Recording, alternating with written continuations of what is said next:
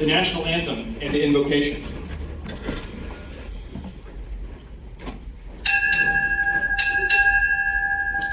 Captain, United States Navy, arriving.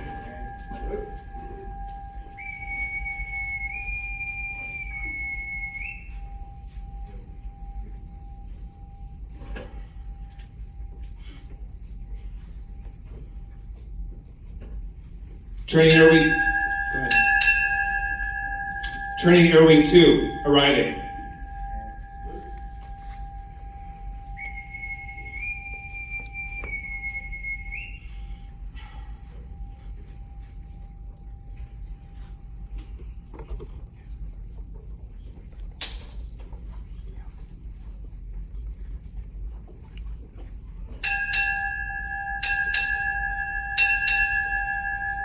Rear Admiral, United States Navy, arriving.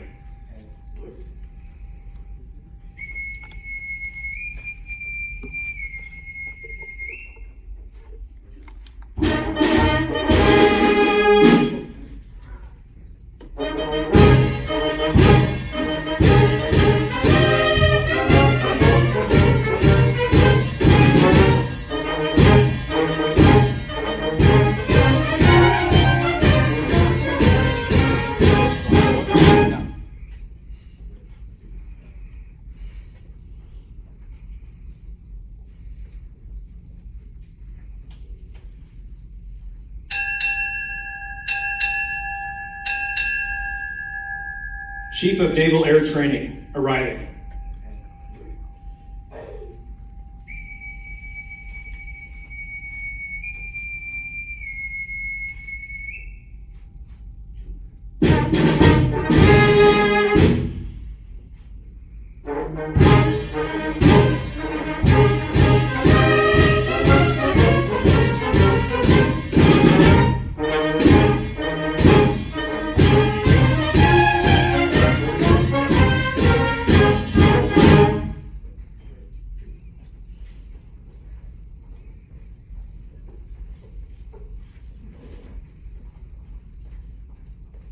Color Guard, parade the colors.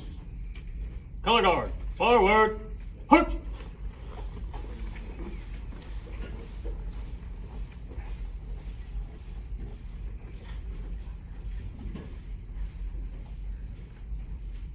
Mark time. Hut! Colors, halt!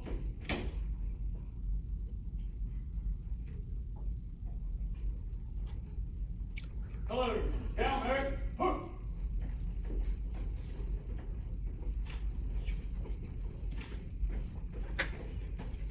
Mark time. March. Colors. Halt. Ladies and gentlemen, Ms. Presley Barnes will now sing the national anthem.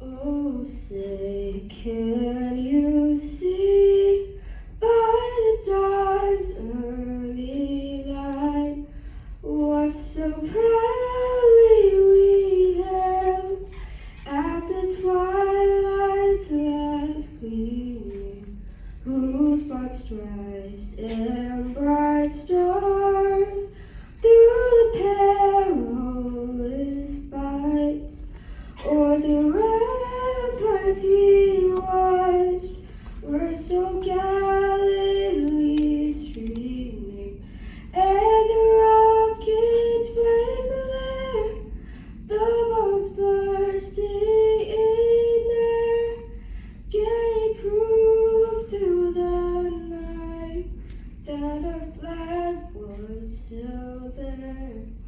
Oh, say does that star-spangled banner yet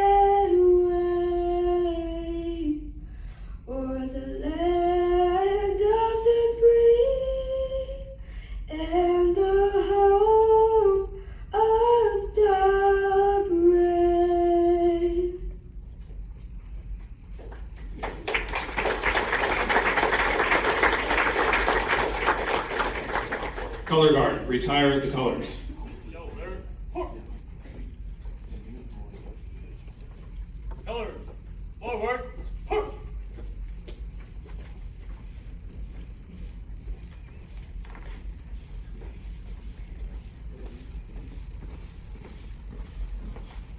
Mark time.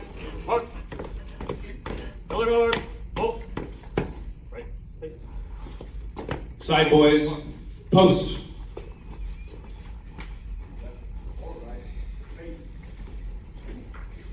Forward. Up. Military guests may remain uncovered throughout the remainder of the ceremony. Chaplain Carlson will now offer the invocation.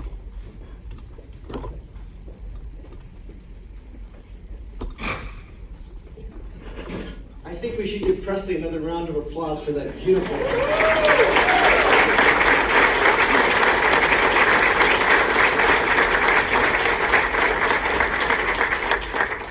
I invite you to pray with me. Let us pray.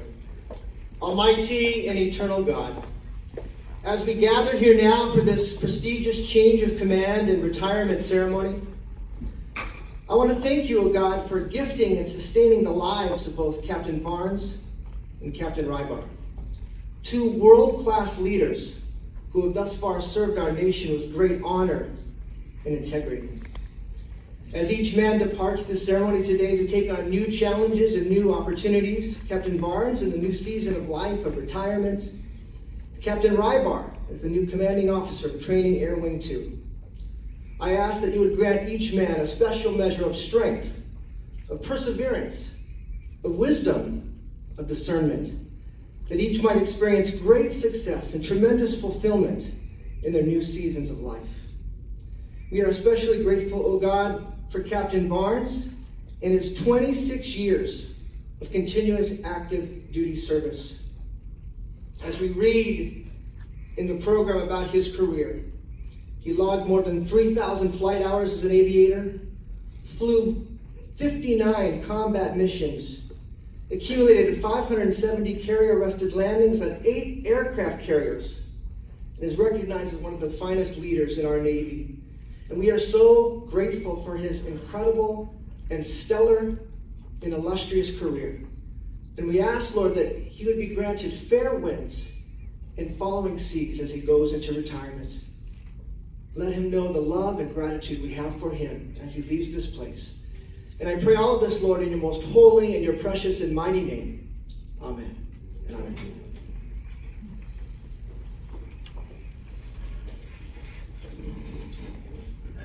Ladies and gentlemen, please be seated.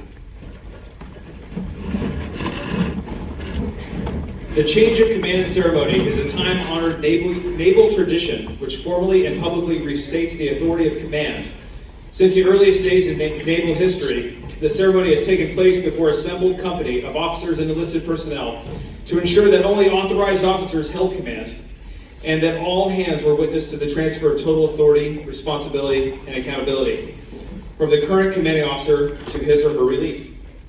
Following the change of command, we will recognize Captain Barnes and his family for their 26 years of active duty naval service and bid farewell to our shipmates as they go ashore one final time. Today's presiding officer is Rear Admiral Rich Brophy, Chief of Naval Air Training. A native of Carmel, California, Admiral Brophy received his commission in 1991 from the U.S. Naval Academy, and in 1994 was designated a naval aviator. He is a graduate of the U.S. Navy Fighter Weapons School, Top Gun, Troy State University, and the U.S. Naval War College. His operational assignments include multiple tours with strike fighter squadrons, command tours including Chief of Naval Air Training, Carrier Strike Group 4, Commander Naval Air Warfighting Development Center, Carrier Air Wing 9, and Strike Fighter Squadron 115. He has logged over 4,100 flight hours, 100 combat missions, and accumulated over 1,000 carrier-arrested landings. He was a Massachusetts Institute of Technology Fellow and named the 2017 Tailhooker of the Year by the Tail Association. Ladies and gentlemen, Admiral Brophy.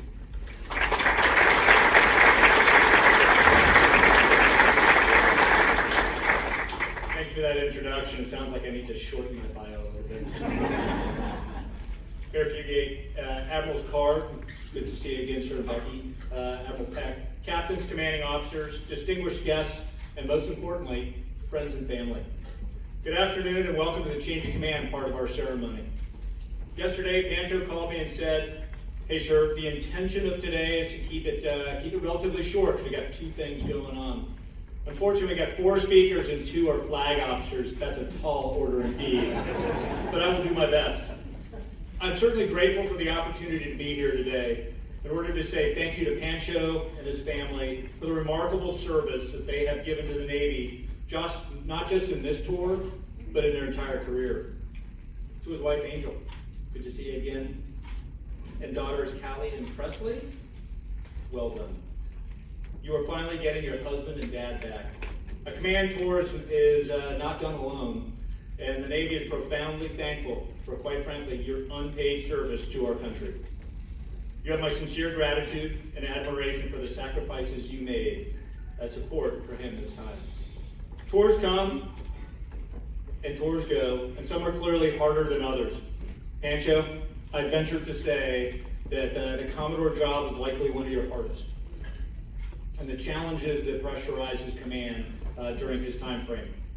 Thankfully, you are the caliber, officer, and leader that the Navy relies on to bring us through the hardest adversities. You led your team through the pandemic, which, by the way, for those who are unaware, is one of the hardest leadership challenges I know I ever had, and you have done a fantastic job leading through that. Then, of course, we had the production delays, and what's so important is you are creating the finest naval strike pilots known to man. Your approach and challenge with a mindset deeply rooted in safety culture and the overall well-being of instructors and students and aviators under your charge. This can be seen with the efforts you've taken to reduce the bird hazard, and this risk is substantial in Kingsville. For most of you don't know, but in the last 15 months, we've lost 2 airplanes. We had another lose its canopy after hitting a bird. Fortunately for us, Pancho is methodical and worked with his team and the base to turn plans into actions, utilizing the only avian radar in naval aviation to the limits of its capabilities and collecting historical data and migration trends that predicted the safest times and patterns for our aircraft to fly. The information they collected and changes Pancho initiated led to a 25% decrease in bird strikes. That is no small achievement. Not content with these improvements, he advocated and helped acquire the most modern avian radar technology that's out there, which is in the process of being installed in NAS Kingsville as we speak. The radar will revolutionize how our pilots prepare for high bird conditions, providing the most detailed information on migration patterns and avian activities on the Texas skies, keeping our aviators as safe and informed as possible, continuing to reduce bird strikes. Under Barnes' supervision, the T-45 strike syllabi underwent the most significant change in decades, capitalizing on emerging technologies, removing antiquated parts of the syllabus, and creating flexibility. He was able to shorten the syllabus by 10%. And I assure you, although 10% shorter, it is a far better syllabus. Under his leadership, the Trey Wing 2 completed 10 carrier detachments, 9 weapons detachments, and nearly 40,000 sorties. That's a ton of sorties, resulting in 194 students receiving their wings of gold. And all this, despite the fact that for 5 months, engine and aircraft availability was reduced to less than 20%. Pancho leaves us today with a full rate production happening, and it was evident today as I watched those airplanes fly all around. He's ensuring that Trey Wing 2 is on pace to absolutely maximize FY23 Strike E, E2, C2, and Strike production numbers. Even in times of the low T-45 readiness, he always staunchly defended the morale and safety of instructor pilots and student naval aviators, and was a calm and rational presence in command. We're fortunate for the job he has done, and I'm confident in our continued success with the next cadre of leaders like Princess to take his job. Pancho, you've carried the mantle of command for a long time. I'm pleased to see you and your family move to a much-deserved and rewarding chapter in Colorado. Princess, welcome aboard. It's great to have you switching the command pin to the left side, and now above your name tag, signifying, for those who are unaware, a commander in command. To use your words, this is not your first rodeo. And coming from the Sinatra staff, you possess a unique insight into the Natricon. Princess, I charge you to actively lead, which, knowing your personality, you will. Camille, Cameron, James, Paris. She's out. That's great. I don't blame you. It is so darn hot in here. You know how committed your dad is with command. He will do his best to be with you during these important times. But this now being his third change of command, you clearly understand the challenges that come with him being part of the family. I thank you in advance for these next 18 months. If there's one thing that is evident, is the fact that he deeply cares for each one of you. The total authority, responsibility, and accountability of command is unique, and we are about to witness the transfer from Pancho to Princess. This publicly demonstrated restatement of the authority of command is important because the Trade Wing 2 mission is absolutely vital for the defense of our nation, and now more than ever as the storm clouds gather over the Pacific. The aviators we produce today will shortly be on the front lines in defense of our nation and our cherished democratic values. With that, I will conclude. Fly, fight, lead, win.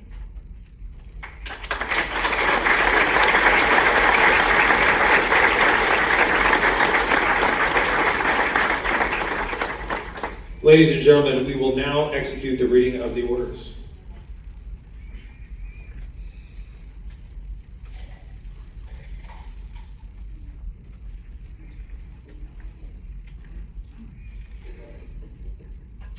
I will now read my orders.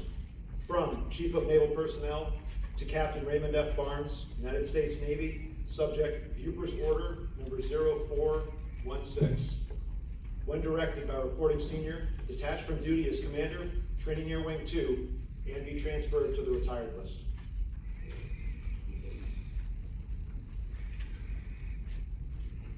I shall now read my orders. From Chief of Naval Personnel to Captain Aaron P. Rybar, United States Navy, subject Buper's Order number 0910. When directed by reporting senior, detach from duty as Chief of Naval Air Training and report to Commander Training, Air Wing 2 as his relief.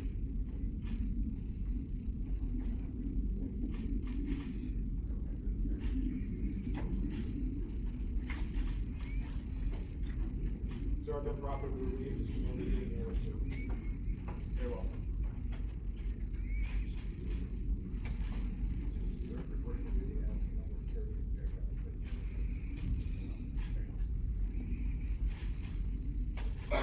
Mrs. Rybar and Karis Rybar, would you please come join us on stage to pin the commanded shore pin on Captain Rybar?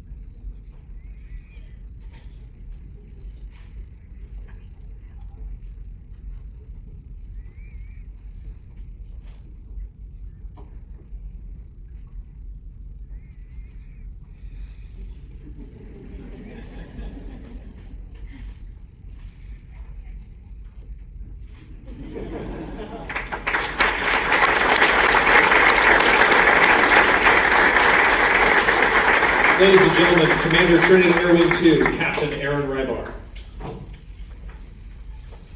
Thanks, Doder, for that kind introduction. Today's ceremony, while still a change in command, is really about recognizing a fantastic Navy family that has proudly served more than 26 years. With that in mind, I'll keep my comments short so we can focus on the Barnes family. Before I can pass the mic over, however, I do need to recognize a number of folks who made today happen and are out-of-town guests that joined us today. First off, Admiral Peck, thanks for joining us. Who would have thought that two E-2 aviators would be on the same stage, for any reason, here in the heart of Strike Fighter Production Lab. It's great to see you again. Thanks for coming. Admiral Brophy, thank you for the mentorship over the last 9 months. It's been a wild ride since both of us arrived in Sinatra land. I look forward to working with you and the rest of your Sinatra team over the next few years. Doder, thanks for leading MC today and for your friendship for pretty much more than the last decade plus. Pags, Flex, Pierre, and I'm going to leave a bunch of people out, but to everybody in Training Wing 2 that made this happen today, thank you. Fantastic job across the board.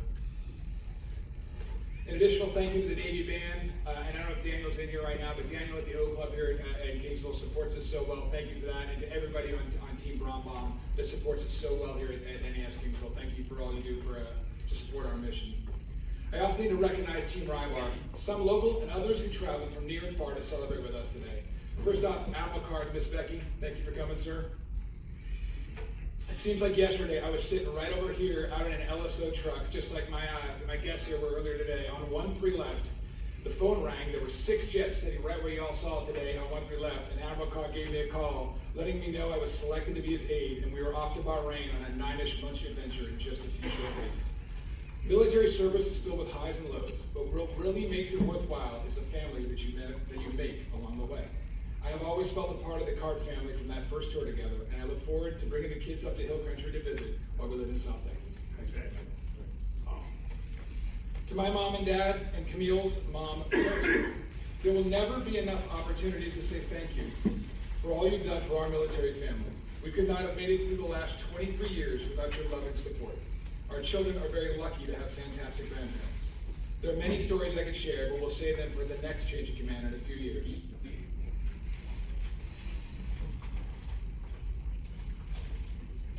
To my brothers Sean, his wife Ashley, and of course Everly and Brody, thanks for coming out to visit us and for never missing a change of command.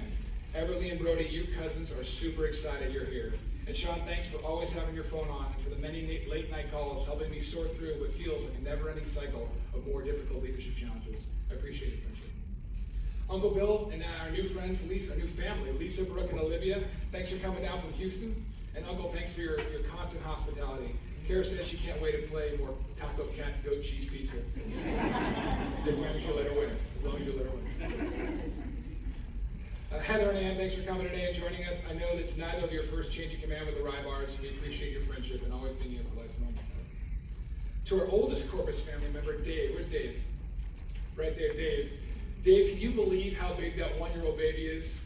Dave took care of Cameron when I was first here. I left on a moment's notice to join the Card family in Bahrain, and Dave and Gloria did not miss a moment, and they raised that baby. Stand up for a second, Cameron. He's not quite the same size as you.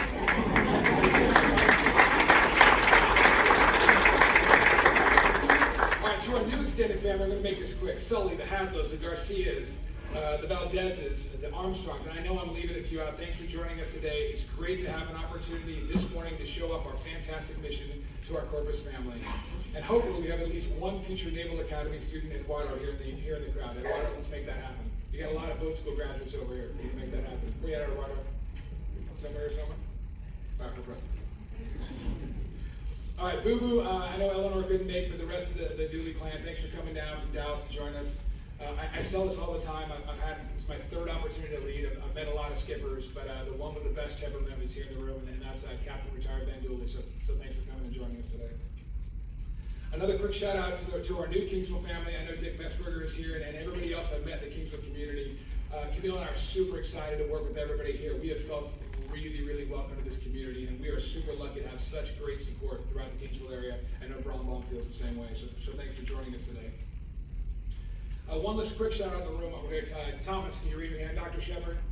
I want to recognize him for a second. He is the constant, the one important job as the N7. I was a training officer for about 9 months, but before me, a whole bunch of people rotated into that job. That man right there is a constant encyclopedia for really all of the training command. And I appreciate, as the Admiral pointed out, I've got a little bit of energy, and I came in with a lot of that energy, and a lot of it was Thomas looking over and saying, all right, Princess. Fine, I couldn't get her to call me Princess, I tried. We tried that before. Maybe you want to think about this instead. But you've been a constant, and there's no opportunity that we couldn't have to recognize that wealth of knowledge you have, Dr. Shepard. So thanks for coming out today. To my immediate crew, Cameron, James, and Karis, thank you for all you do to share in this crazy journey that is military service. It's not lost on your mother and I the burden you seamlessly and selflessly endure with constant moves, schools, and new friends. I'm always amazed how you handle each as a new adventure and manage to have more fun everywhere we go. You're fantastic students, but more importantly, you're fantastic people. We love you. This is the point where you never make eye contact with your spouse. To my rock and meal, thank you for all you do for our family. It's not lost on me how much of the burden and stress you seamlessly help us share. This has been an incredibly difficult tour already, and we're just getting started. But I cannot do this for 1 minute without you. You're an amazing mother and a Navy super lawyer. We love you. All right, almost done. I already had a chance to address every student instructor last week during a safety stand-down, which makes my substantive comments very easy today. All I want to mention to our new friends, and I promise, I spent the last 4 hours bragging on what we do, bragging on the T-45, bragging on naval aviation, the 38 folks that came in to do this today. A huge thank you to my squadron skippers that made that happen. All I want to mention here is simple. The men and women you see out here, and there's not all of them, they were executing a flight schedule. They are of vital importance in the defense of our nation. Every newly winged naval aviator represents not just a new capability as one of the world's most capable pilots, but they represent one more naval aviator that can come home after serving 3 years on the watch. Team Rybar knows what it's like for Dad to miss birthdays, doctor's appointments, and life events of every kind when it was our turn to stern the watch, over 8+ deployments. Together with the talented team in Meridian, led by my buddy Bogart, we will find a way to produce the required future naval aviators to fully man the fleet, so that our brothers and sisters standing the watch can come home to their loved ones. And we are dedicated, we are motivated, and we will make that happen. Lofa, Tuna, Jeep, Seabone, Mango, Doder, Pierre, John, Joy, Fat Out, Crash, Palomer, Club, I'm going to leave a bunch out. Everybody I'm missing is part of Training Wing 2. It is not lost on me how hard you work to make all this happen. I look forward to capitalizing on your talents and dedication to make a difference, not just here in Kingsville, but across naval aviation. To the Barnes family, Angel, Callie, and Paisley, know that your sacrifice of time away from Dad has made a difference. On behalf of all of here at Wing 2, who are lucky enough to serve with Pancho, thank you for your service. Pancho, thanks for the mentorship over the last 9 months. I look forward to staying in touch and talking about anything other than FTE, hot pits, bonus deads, byway, and staff. Congratulations on a fantastic tour. Fair winds.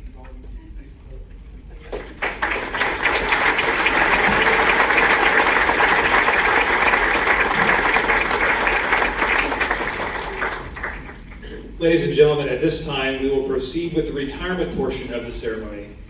Captain Barnes will now introduce today's guest speaker.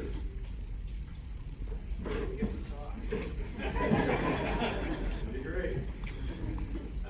Thank you. Good afternoon, everybody. Vice Admiral Card, Becky, Admiral Peck, Lisa, Admiral Brophy, local community leaders, thank you for being here. Fellow commanders, commanding officers, distinguished guests, family, friends, and colleagues. It is truly an honor to have all of you here to help us celebrate the arrival of Training Air Wing 2's 27th Commodore and recognize the many achievements of the talented men and women in this command who train the world's finest naval aviators right here at Naval Air Station Kingsville.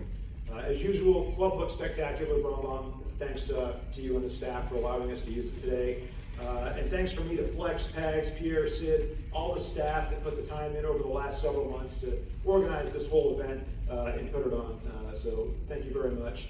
Also like to acknowledge the Veterans Band of Corpus Christi for their contribution, the Kingsville Honor Guard, and of course Ms. Presley Barnes for that wonderful rendition of the national anthem. Really, I don't know, makes it a nice true naval ceremony when we're able to have those customs and traditions as part of it. For those of you who are bold enough to bring young children to today's ceremony, thank you for doing so. We wanted this to be a family-friendly affair, and the good news is we're about halfway there-ish. So don't be embarrassed if you need to get out of your seat and attend to their needs. Perfectly acceptable. It's not a problem. It's my distinct pleasure to introduce our guest speaker today, a Texas native and distinguished naval officer who earned his wings in 1993, joined the E2C Hawkeye community, and built a reputation as both a skilled warfighter and a respected leader. After leading the Golden Hawks of Carrier Airborne Early Warning Squadron 112 as the commanding officer, he was hand-selected for the Navy's demanding nuclear aviation pipeline. He first cut his teeth as XO of the aircraft carrier USS Abraham Lincoln, then joined the Gator Navy as commanding officer of the amphibious transport dock USS Mesa Verde.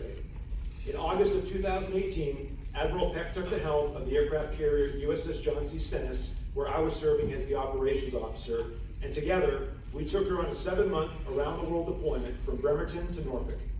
Being the skipper of a nuclear-powered aircraft carrier has to be the toughest job in the Navy.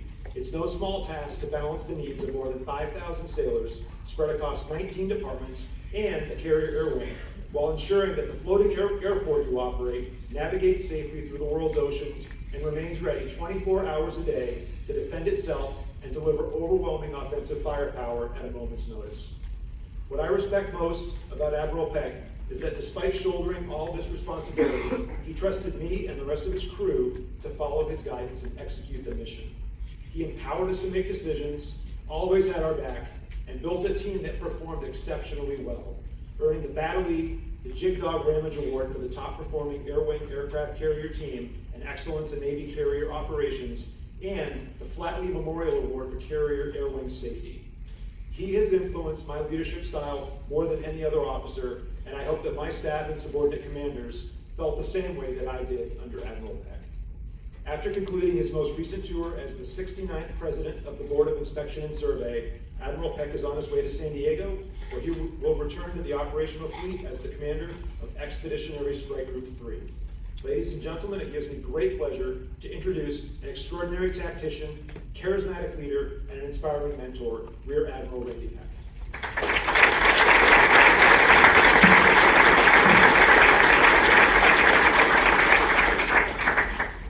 I guess I should say first, it was easy to be a commanding officer with fantastic officers like Pancho and some of the team status sitting out there. So I'll just say it's a complete honor to speak on behalf of Pancho today. It's a complete understatement to say it's a highlight. I know firsthand that Pancho is an exquisitely professional and talented officer, team builder, leader, and highly organized planner, based on my personal experiences serving alongside him on Stennis. And it shouldn't have taken me by surprise that my personal experience would be a familiar story throughout his career. Often what a commanding officer sees is what any subordinate wants him or her to see. So to get to the man behind the facade, I started some investigations to find the real Pancho. Turns out, though, that the consistent theme is that Pancho Barnes is a substantive man of character and integrity. And success followed in his wake, as well as many admirers and fans of his leadership style. Though I was unsuccessful in digging up any real dirt in these investigations, I did develop an even deeper respect for the constancy of his character. And so the following are not my words, but they're the words of his friends, his bosses, his subordinates, across his 26 years of service. But in my quest for some flaws, training wing Commodore, all I received was this quotation from one of his instructors. "Sir, I have this picture and no dirt. The dude is clean." He does everything the right way extremely well. I've not had a boss more thoughtful, detail-minded, thorough, and fair. He cares about his people. He motivates without being a huge jerk. He takes care of his, he cares about his people. He makes people want to work harder for him because he wouldn't ever ask anyone to do something he did not do himself. He's the real deal. So the dude is clean is a familiar story, as it turns out. And so is his care and concern of those under his charge. And I should tell you that the accompanying picture that came with that response was Pancho in his flight suit, passed out from fatigue in what looks to be some briefing room here in Kingsville, showing that Pancho gave it all that day. So from VFA 34, I was secretly hoping that maybe his confidants would relay a story that indicated there was some chink in his armor. A story that would suggest there was an evolution in his maturity that made him so good. A real comeback kid kind of story.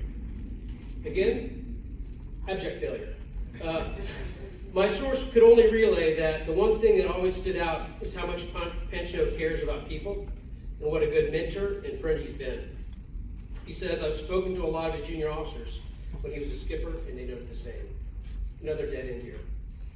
During his command tour at VFA 87, one of his department heads said that what stood out most was his care and concern for his sailors. To show them and their families the value of their sacrifices, Pancho wrote copious personal letters to his sailors and their families, congratulating them on awards, advancements, and personal life events, which was a leadership lesson this officer stowed away and replicated during his command tour. And oh, by the way, he hopes to do it better when he is an XO and CO carrier in the pipeline right now. So I was thinking that if there was a defect in this carrier, his time in Key West would certainly rebuild all. Again, first words from one of his close contacts was, Pancho's a pretty straight shooter. It doesn't really fit the stereotypical Top Gun fighter jock guy, role. So the source went on, and I quote, when I met Pancho, I honestly didn't think he was a pilot at first, because he just seemed like too nice of a guy. He kept babbling on about NBA stuff and organizational dynamics. It was probably 3 or 4 months after meeting him that this contact actually saw him in a flight suit and realized he was one of them. This guy is a ground pounder, and so he had a love-hate relationship with pilots anyway. He said, we love them because they're our brothers and sisters, but sometimes we hate them because they break our jets. But Pancho was the type of pilot who was happy to break the sweat with maintenance to jack a plane after overstress. And that was an enduring attribute for this maintainer, and so he couldn't help but like and respect him. So my closest lead to finding a flaw, though, was that Pancho was an avid fisherman who once violated Florida crabbing law. A ground pounder friend here reported that he thought Pancho's uniform consisted of shorts, flip-flops, a spearfishing gun, and a sunburn. He would disappear for a few days to work on the base, and then he would spend a lot of time trying to become a professional fisherman with a part-time Navy job. He writes that we were stuck on a crazy little drinking island with a fishing problem, and we were both more interested in pursuing the fishing aspect of the island life, where this source was reminded of one fishing trip where Pancho got his prop tangled up in a crab pot line and ended up having to cut it off. And apparently the statute of limitations has expired, so I think you're safe. But it is illegal to mess with someone's crab pot in Key West.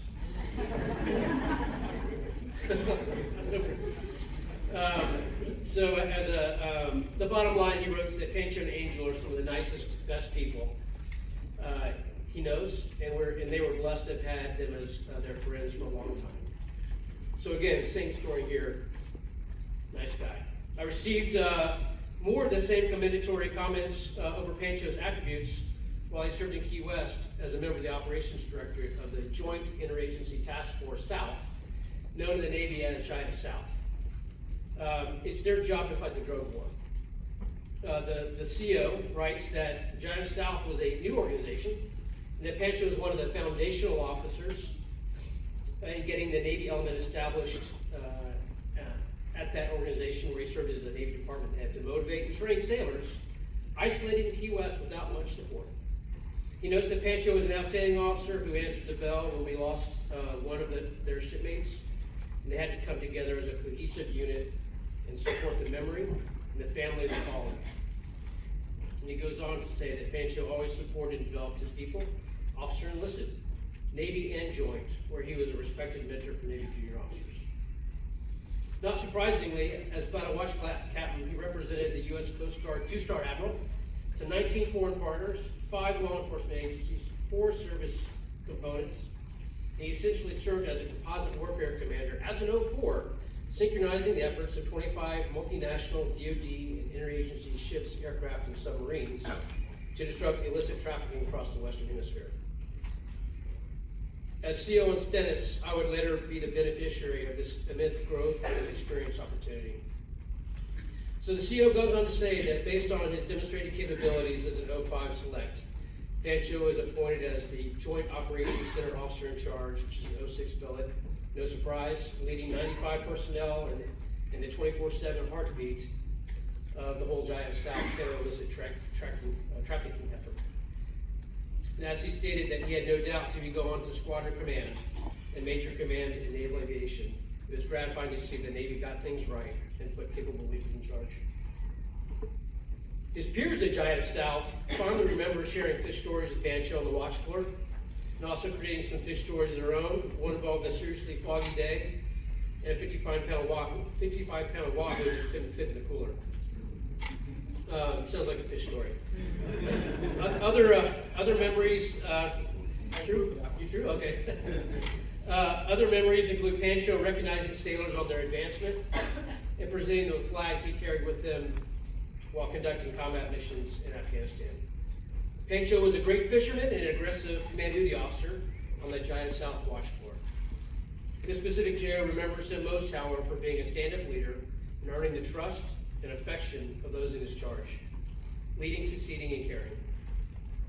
So, while at NPS, Naval Postgrad School, I got a quote from the Dean of the Graduate School of Defense Management. He writes, "Due to his absolutely brilliant leadership of the pandemic recovery, NPS continued effective operations with minimal disruption. He earned the admiration and gratitude of the entire campus during those difficult moments." Furthermore, the Dean writes that Pancho was all in breaking down Byzantine academic affairs and led the development of academic programs that still thrive today. The Dean wraps up by saying he can't believe Pancho is not in line to fill the position of CNO, which I wholeheartedly echo. When I took over Stennis, then Captain and now Rear Admiral Huffman gave me a great turnover. But the best thing he did was to ensure Pancho was detailed aboard as the OPSO. The entire strike group and I benefited immensely from Admiral Huffman's wisdom.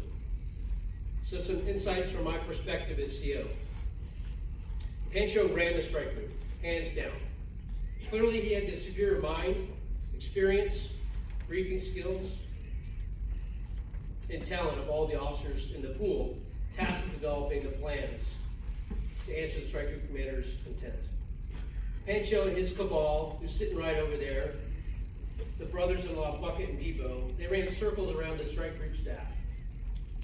He was also the best command duty officer underway, which means he ran the ship and was an exquisite representative of the CO on the bridge, particularly overseeing night flight operations, which is the most demanding time for a command duty officer. Simple fact is, no one else had the experience, judgment, and knowledge of the plan that he did, and I had total and complete trust in his ability to look ahead. Stennis did exceptionally well due to Pancho's tenure as OPSO, taking on every honor that could be bestowed on a carrier, and he was the key factor, the catalyst of Stennis's operational excellence, hands down. His expertise also allowed me to be able to focus on other things than flight ops, which I could do knowing that Pancho was in charge of the bridge. Pancho, simply a fantastic job. I can't thank you enough for what he did. Also pulled some of his subordinates and peers, and the same familiar story comes out. Pancho, one of your largest responsibilities had to be in channeling and directing the tsunami known as Bucket Costello. A lesser man would not have done what you did in focusing his prodigious energy and mind in strike group operational excellence. And as but a symbol of this responsibility, your oversight of the daily airplane cartoon required the utmost in judgment. Though in the past I've seen many an airplane cartoon go awry and cause a rift in the force and retribution amongst the leadership, you possess the keenest judgment to keep it authentic and light without crossing the boundaries. And I'm sure that you could have also roasted me regularly, but I sincerely appreciate you keeping me out of the line. Other evidence of your judgment and patience was in dealing with other lieutenant commands and difficult warfare commanders. It was said that no matter the problem, Pancho was there to find a methodical and diplomatic solution. I'll leave it at that, but a lesser man would probably have breached some type of protocol, but you answered to higher angels. Your uniqueness in this regard is best symbolized by your Halloween costume in 2018. A full-fledged unicorn suit. Symbolic in your uniqueness, your planning expertise, and your ability to make this profession the best job in the world. So 2 things I did find out that might shape your sterling reputation was, 1, rumors of a regular HOD poker game. I'm looking at my guys back over there. which is not legal aboard the carrier, but it sounded like you didn't win a lot anyway. So it's for charity. Gotcha. See, it's got a cover story for everything. And also, I heard that you had the hod spawning over you during Sunday morning brunch, hoping to get a taste of that Maine maple syrup. I'm not sure if you ever shared that syrup, so that might be as close as I come to finding a character flaw. But I often wonder how such a fantastic team could come together for that brief amount of time between August of 2018 and May of 2019, in which we culminated training off SoCal, departed on deployment around the world, and brought her home with a record of success and only one broken foot, despite over 10,000 sorties in all climes and environments. Perhaps there was some fate involved because all the HODs and some of the Air Wing staff present here today are outstanding individuals. But based on my investigations, your ability to build teams, demonstrate selflessness, act logically as a reasonable man, and set the conditions for success made all the difference in Naval Aviation's Courage and Shogun Dream Team. So congratulations for an incredible career of service. Despite your history of operational success, the friendships that you've made and the impact on those that you've led and served with are the truest measures and lasting success of your investments in the Navy that will continue to live on. I think it's not a stretch for me to speak to the entire audience when I say thank you for being such a great friend, colleague, and human. To Angel, Presley, Callie, Mr. and Mrs. Barnes, I just want to also recognize your sacrifice and support to Ray across those years. The nation and the Navy needed his talents, and the men and women who served with him and under him needed his leadership. What he did and how he did it made a difference to our country, and so did your sacrifice and support. So as he retires today, please accept my thank you on behalf of the Navy for the support and love you gave to him. Thank you.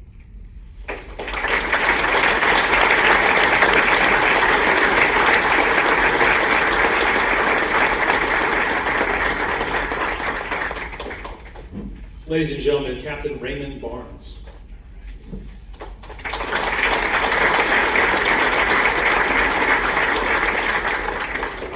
Last but not least, Admiral Peck, thanks for the kind words. Those are some great memories. And that tour on Stennis is one that I'm always going to look back on with pride, knowing that a well-led team can accomplish some remarkable things.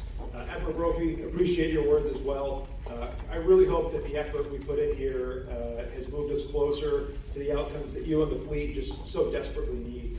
And I wish both of you all the best in your careers as you leave the Navy into what seems to me to be a very uncertain future, but we have two of the best at the helm, so thank you. So this is really it. I didn't know what this was going to feel like till I got here. It's the day that all sailors know is going to come eventually, but never really expect to arrive. 26 years have smoked by, passing in the blink of an eye, full of unique experiences and great memories shared with the family, friends, and shipmates that we have here today. It's odd to see my entire life just packed into a series of rows over here. Every person in a seat, just a reminder of how truly fortunate I've been. It's also special to me that we're celebrating in the same building where my mom and dad pinned these wings on back in 2000. None of us quite sure how the future would unfold. I was just eager to get to the fleet, proud to accept the responsibility of service that had been passed on by generations of men and women before me, including my dad, both grandfathers, and so many other family members. And I was determined to do so with honor, passion, and courage. Early during my first deployment aboard USS Enterprise, my generation experienced its defining moment when the Twin Towers fell on September 11th, 2001. For us, there was before and there was after, right? Overnight, my career became laser focused on the threats posed by transnational terrorism, Middle Eastern dictatorships, and religious extremism. After 18 moves now, 11 tours, 5 deployments, 45 visits to foreign countries, and like was mentioned, 59 missions into Afghanistan, Iraq, and Syria, the fight there, my generation's fight, has largely ended. And the nation has wisely shifted its attention to rising powers in the Western Pacific. But I'll tell you, having flown with the next generation of naval aviators right here in Kingsville I know that they are just as eager as I was to make a difference. They have the skills to do so, and they will prevail when they're called upon. They are led by two of the finest commanding officers in the Naval Service, both Marie Bell and Tuna Cuvion, who understand that that mission can only be accomplished if you have sailors and Marines who are inspired and trusted. The TW2 staff have also stepped up, and they've done everything I've asked of them, filling several critical roles at once, often without the necessary resources. We're a small operation, but we do our best to get the job done, and I appreciate how much you all care about the quality of training and the quality of life for everybody here. Pee-wee, Junk, Mango, Pierre could not have done it without all of you at my side in the front office, and I appreciate the extra effort that you put into your jobs to make mine that much easier. I'm very confident that our nation remains in capable hands, and to all my students, instructors, and staff, it has been a real honor to serve alongside you. Princess, you have an amazing team here, man, and I know that under your leadership, they will continue to excel. You are without question the perfect officer for this role, and I wish you and Camille best wishes for a successful and rewarding command tour. To my fellow major commanders, Hans, Cooch, Eric, Mike, thank you for being there to offer some advice or just lend an ear as I work through the daily challenges associated with leadership at this level. And Bogart, you more than anybody else helped me through this tour. It was very reassuring to have somebody else who I trust and respect at my side, ready to tackle these student production problems together. I promise you that I will have an old-fashioned waiting on the bar when you find your way out to Colorado Springs as well. And I look forward to our new problems just being where we're going to ski or mount bike that weekend, instead of all the other stuff that was mentioned earlier. So thanks for everything, man. I really do appreciate it. This Naval Air Station has been an integral part of the city of Kingsville since it was built back in 1942. Tens of thousands of young naval aviators took their first steps here, and every one of them has been welcomed with open arms by this community. I'd be hard-pressed to think of another duty station that is as supportive of the military, our mission, and the people who serve. So can't say enough good things about Mayor Fugate, Matt, Manny, Dick, all of the friends with the Kingsville Navy League, Buddy, Diane, Lance, Captain Wimberly. Heartfelt thanks to you for making this community such a great place to work and such a great place to live. Thanks also to Kevin, Don, Dan, Cloyd, Monkey, Shaggy, for ensuring that our industry partners, who are so vital to this mission, maintain the highest standards for engine and aircraft maintenance and provide the highest quality airborne and simulator flight instruction for our students. So if you haven't noticed a pattern yet across all the speeches, it's that this profession is all about relationships and people. People who care enough to train us to be the best officers and warfighters in the world, who welcome us into their commands, their communities, and their homes, who care for our families through long days at work and longer deployments at sea.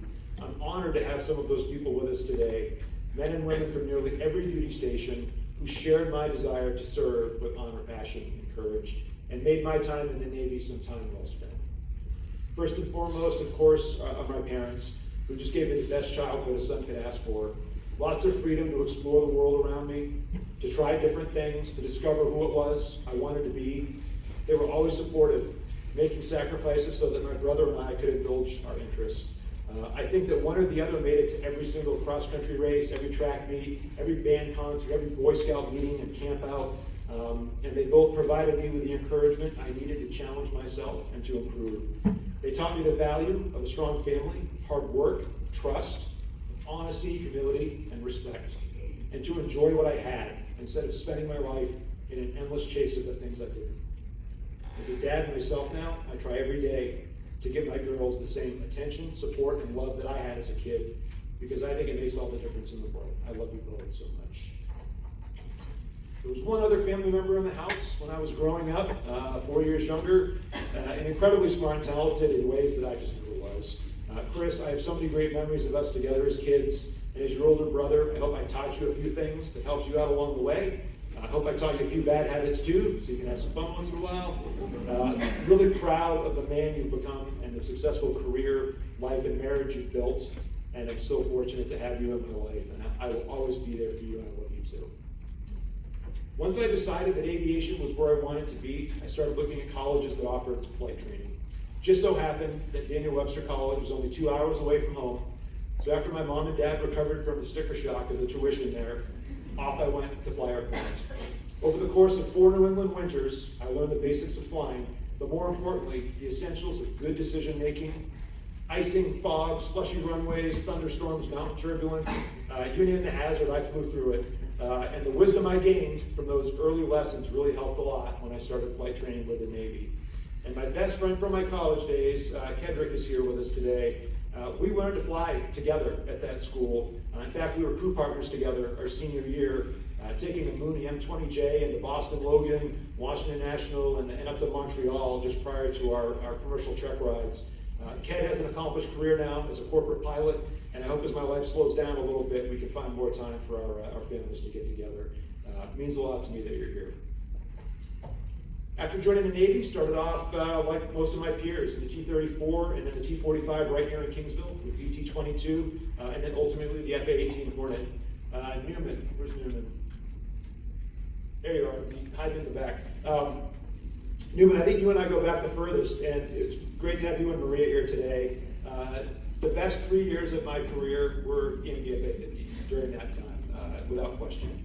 Puerto Rico, Orange Air Debts, some crazy tour guide in Tunisia who almost killed us, 2 cruises, 12 port calls, and tons of green ink in the logbook. You were an awesome roommate, and I also appreciate that you let me tag along as the third wheel when Maria would come to see you in port. Had a great time, and I appreciate that you kept in touch over the years as well. Donkey, I know you're here. Scab, if you made it, you were 2 of the best JOs I ever served with, and I'm glad that you're here to represent my time in the Blue Blasters.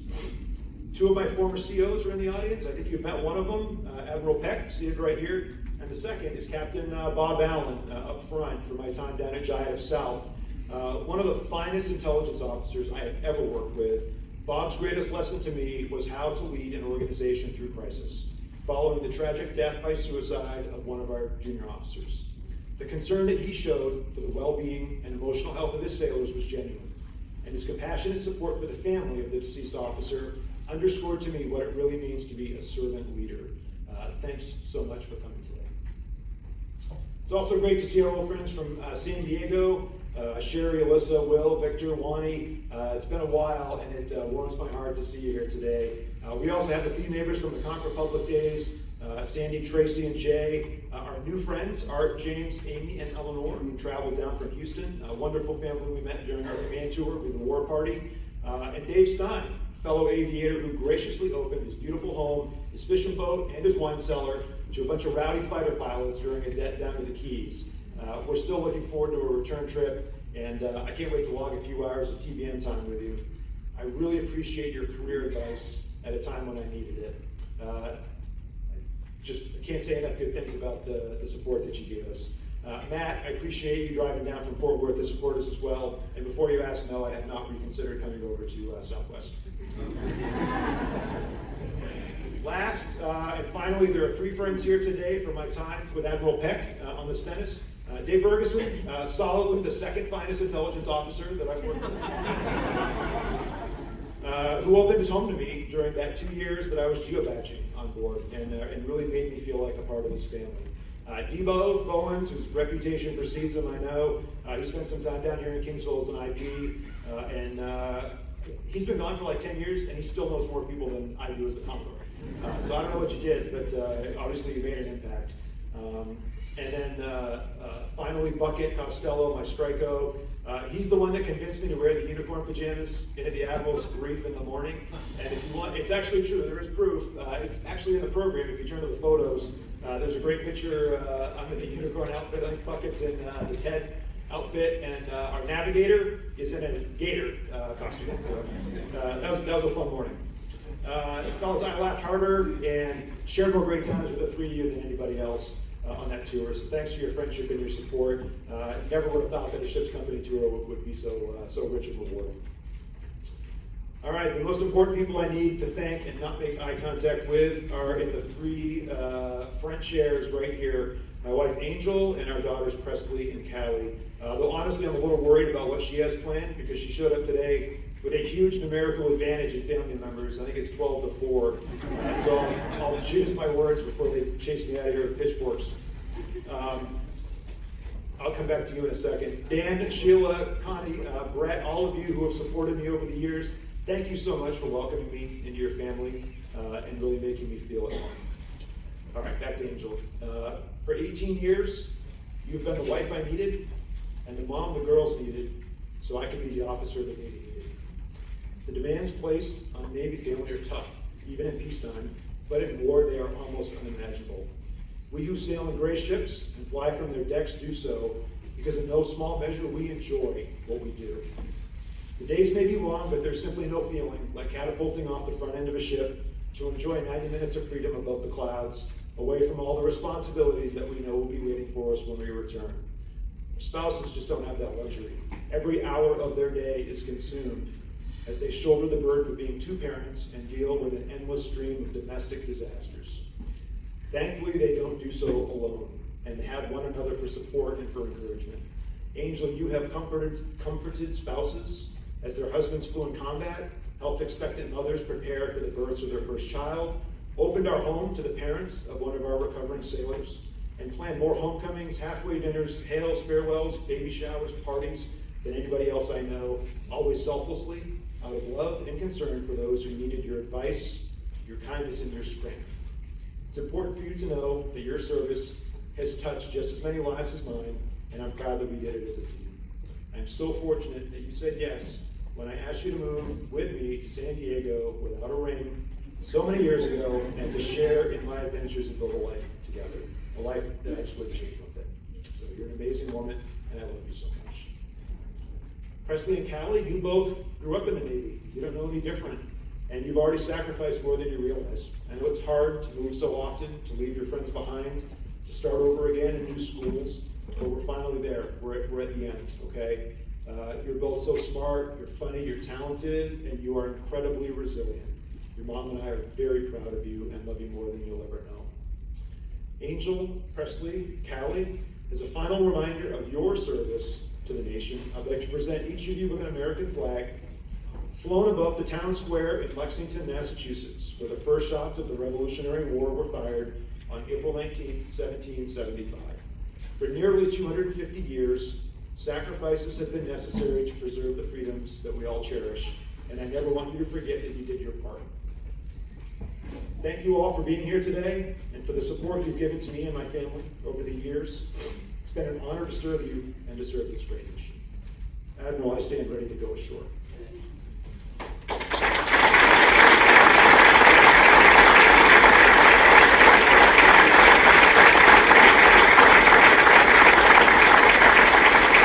Your Admiral Berkeley will now present Captain Barnes' award.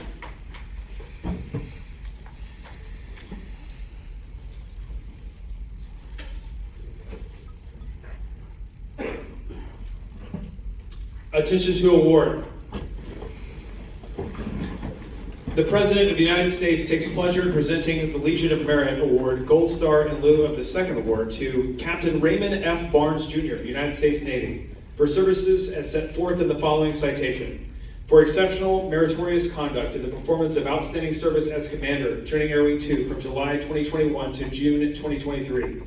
Captain Barnes exhibited extraordinary leadership throughout his tour, marked by acute manpower and equipment deficits, maintenance challenges, and rapid modernization of strike training methods. As the task group lead, he directed the most significant update to student and instructor strike training in decades, integrating next-generation technologies with an improved syllabus to enhance the tactical abilities of the 194 student aviators who received their wings of gold. He used data derived from on-site avian radar systems to revise command policies governing flight operations during periods of high bird activity, increasing sortie completion rate while decreasing the operating environment. His creative and pragmatic solutions allowed his team to execute 39,300 sorties and 45,400 flight hours and safely conduct 20 detachments. His superb performance of duty highlights a culmination of 26 years of honorable and dedicated service. By his superior leadership, commendable innovation, and inspiring dedication to duty, Captain Barnes reflected great credit upon himself and upheld the highest traditions of the United States Naval Service.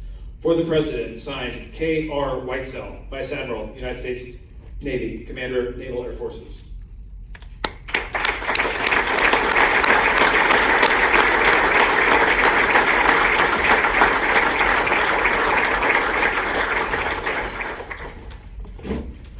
Ladies and gentlemen, please be seated.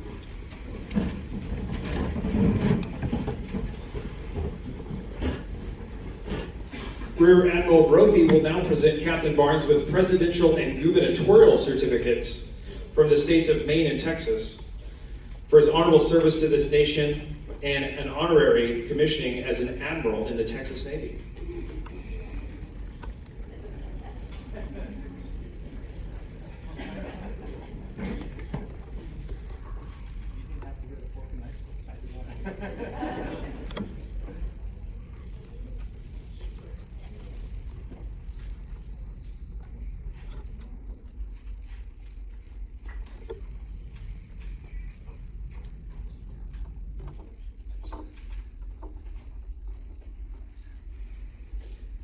Rear Admiral Brophy will now present Mrs. Barnes with the Yellow Rose of Texas and Mrs. Barnes and Presley and Callie with the Chief of Naval Air Training Letters of Appreciation.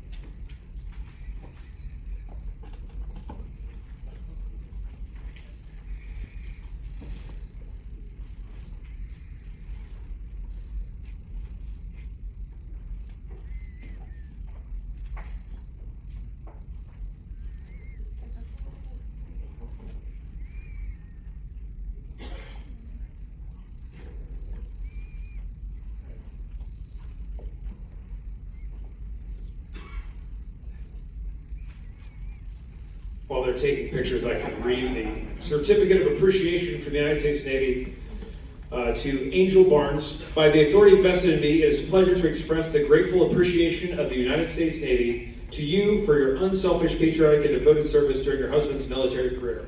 Your unfailing support and understanding helped immeasurably to make possible his lasting contribution to the nation. To those who say a single man cannot make a difference, I say wrong. Your husband did. He made our Navy stronger and kept our nation safe. With his service to the Navy now complete, he will be able to spend more time with you in the future. The United States Navy thanks you, and I thank you. Given the 2nd day of June, Richard T. Brophy, Rear Admiral, United States Navy. And now this one's for Presley and for Callie. By the authority vested in me, it is a pleasure to express the grateful appreciation of the United States Navy to you for enduring the frequent and long separation from your father, Raymond, as he served his country. These months, indeed years, that he spent away from you constitute a clear and noble demonstration of his love for you and his family. You see, he left you in order to ensure that you inherited a safer world, a surer peace. To those who say a single man cannot make a difference, I say wrong. Your father did. He made our Navy stronger and kept our nation safe. With his service to the Navy now complete, he'll be able to spend more time with you in the future. The United States Navy thanks you both and your father for enduring these separations. Given the 2nd day of June, Richard T. Brophy, Rear Admiral, United States Navy.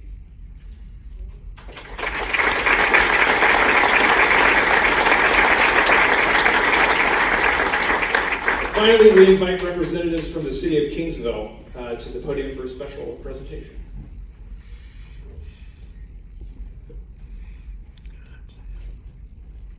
They appreciate your being here, Okay. so he did not give me your certificate of presentation. It's okay.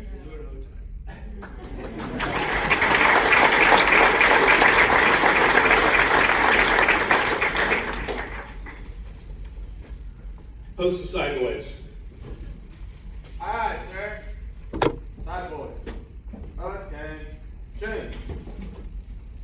Left. Face. Forward. Mark.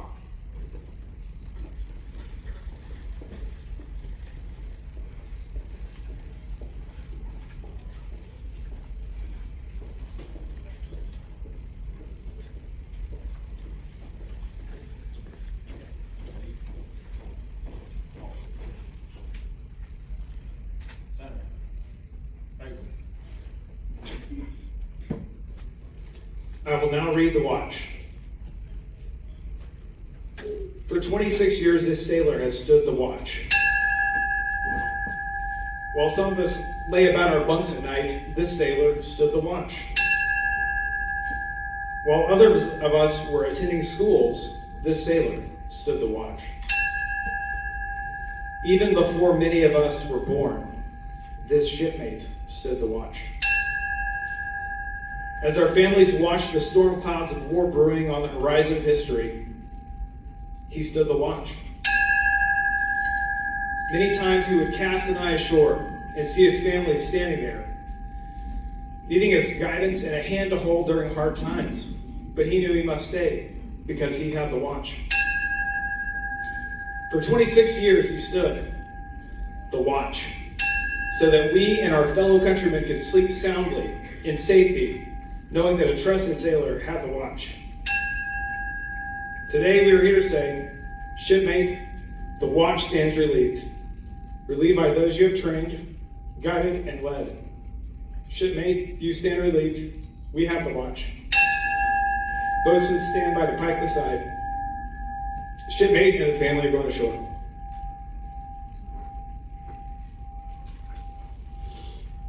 Please rise as Captain Barnes requests permission to go ashore with his family for the final time.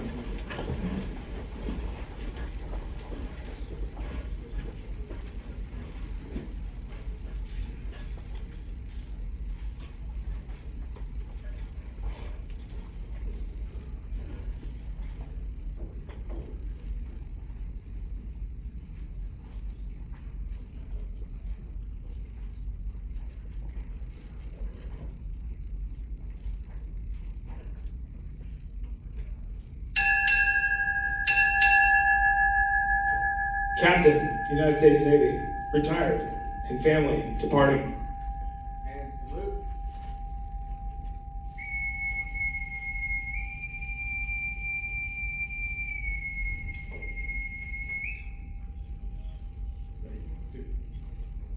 Ladies and gentlemen, please help me congratulate the Barnes family on a successful and distinguished 26 years career in the United States Navy.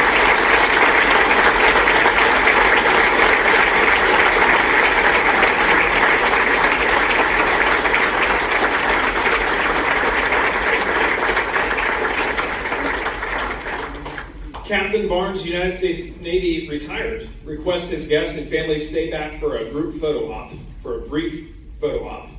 And this concludes today's ceremony. We would like to invite you to join James and Karis Rybar directly in front of the club as she assists us in redesignating the Commodore's aircraft side number 200 with her father's name. All guests are also cordially invited to attend the reception in the no-fly zone.